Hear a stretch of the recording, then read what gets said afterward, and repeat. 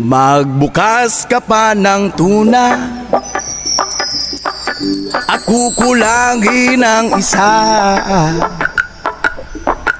Maglabas ka pa ng baso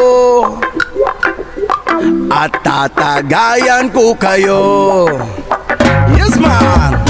Pahingi naman ng yosi at paabot ng pangsindi.